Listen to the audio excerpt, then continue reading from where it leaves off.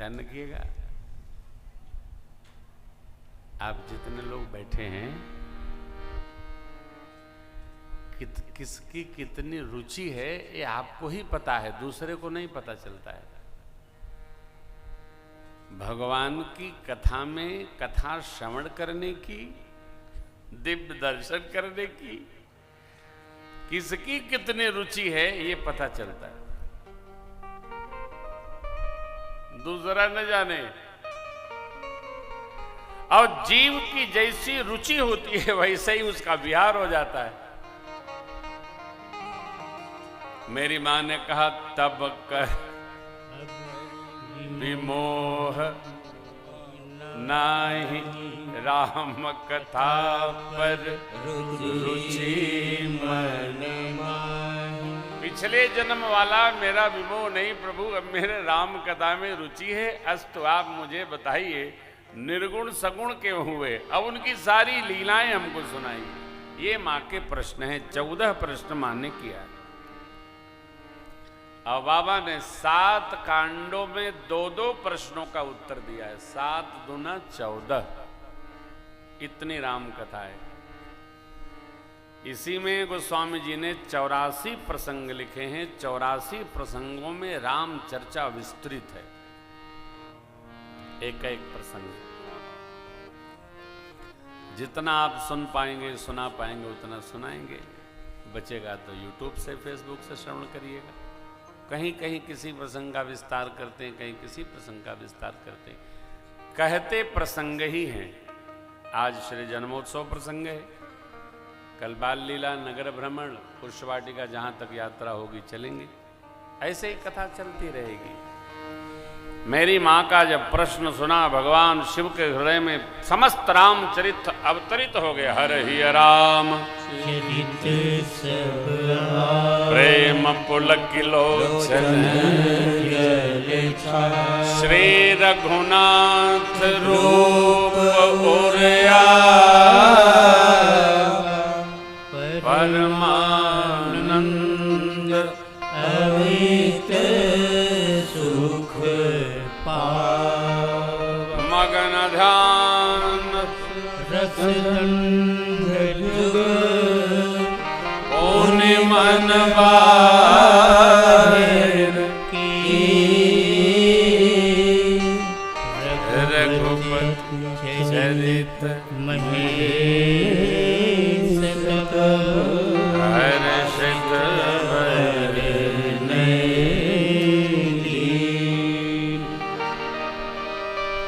मां की प्रश्नावली सुनकर भगवान शिव 48 मिनट तक ध्यानावस्थित रहे,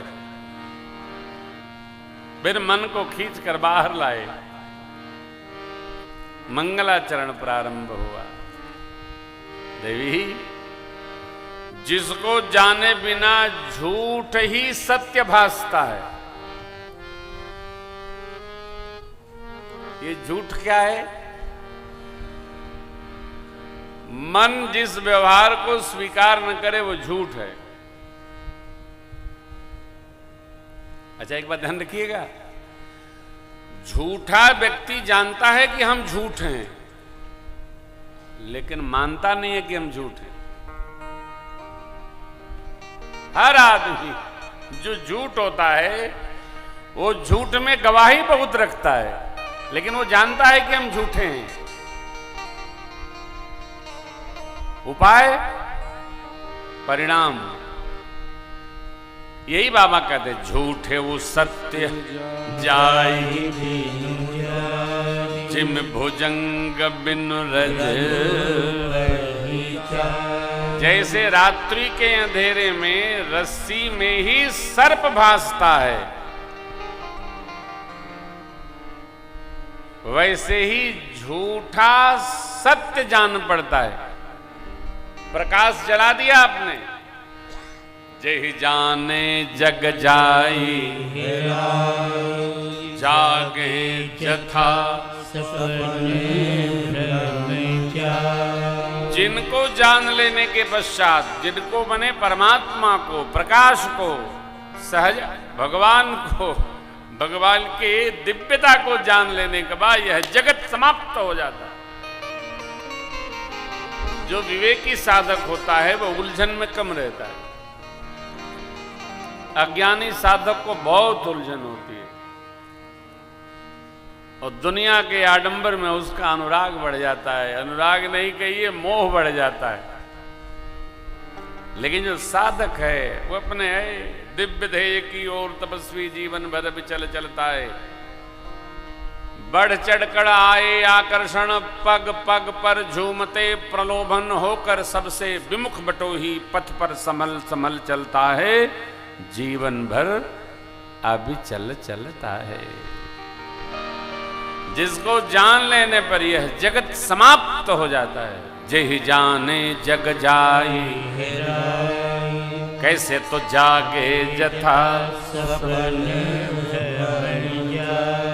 बाबा ने मंगलाचरण किया। बंदम बाल रूप सोई राम, बंदम बाल रूप सोई राम, सब सिद्ध सुलभ जपत जी सुनाम, सब सिद्ध सुलभ जपत जी सुनाम, मंगल भवन अमंगल हारी, मंगल भवन अमंगल हारी, द्रवो सदस्य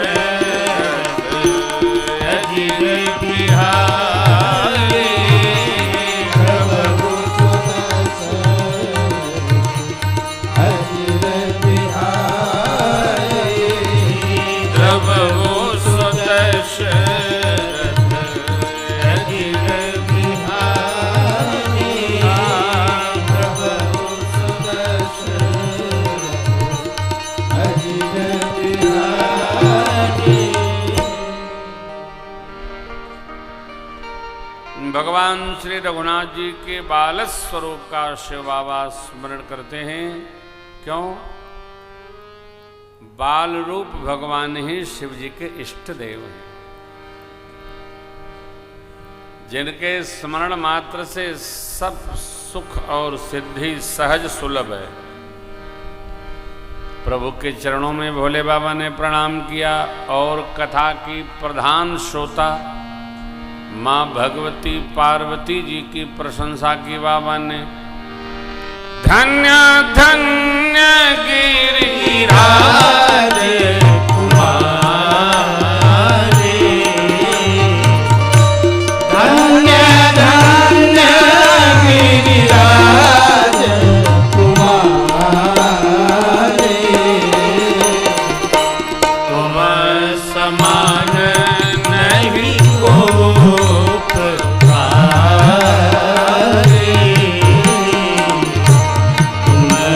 समान नहीं हो पुकारे।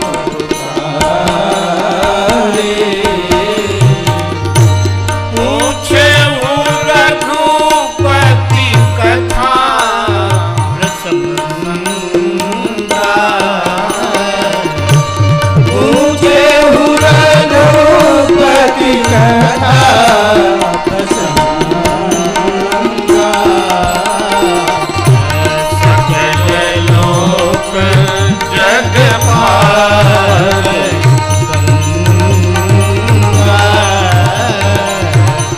सकल लोक जग पावन,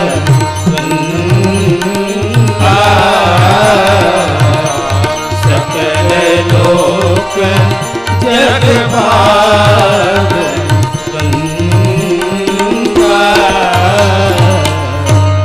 धन्य है धन्य है धन्य है। कौन धन्य है? जो पूछे हो रघुपति कथा, प्रसन्न भगवान के कथा प्रसंगों के बारे में जो चर्चा करना चाह रहा है वो जीव धन्य है।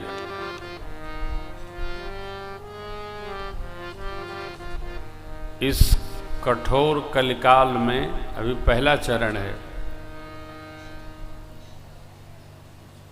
भगवान की कथा, भगवान श्री रघुनाथ जी का दिव्य श्री राम महायज्ञ, नाना विधि भजन पूजन सेवा का संकल्प आप सभी ग्रामवासियों के हृदय में भगवान ने भरा। इसलिए यह पूरा पंडेर गांव और गांव की जनता प्रजा सब धन्य है, धन्य है, धन्य है। आपके चित्त में आया? कहाँ आता है? एक कथा हम लोग जा रहे हैं करने बिहार प्रांत में, वो भी यज्ञ है। 52 गांव मिलकर उस यज्ञ को प्रतिवर्ष कराते हैं। श्री महाराज जी 52 गांव मिलकर सहयोग करते हैं। और कौन सा जगह है वो शिवम जी, पीयूष भैया? सासाराम। हाँ, सासाराम में 52 गांव द्वारा यज्ञ हो रहा है। 2 दिन की सेवा। तो बिहार की जग से डरव लगत है। यज्ञों में जाने से बड़ी घबराहट होती है। देखिए, सब कुछ करिएगा, कोई नाराज न होगा। यज्ञ जो है वो प्रेम के लिए होना चाहिए, रूठने मनाने के लिए यज्ञोत्सव नहीं होना चाहिए। और किसी कार्यक्रम में तो नाराज होना ही नहीं चाहिए, न दुखी होना चाहिए, न नाराज होना चाहिए। यज्ञ हो, उत्साह के साथ लगे रहिए और खूब प्रसन्न रहिए। यज्ञ भगवान कृपा करेंगे। प्रसन्नता रखनी चाहिए, न दुखी होना, न नाराज होना, न तनाव, न डांट, न फटकार, ये सब नहीं करना चाहिए।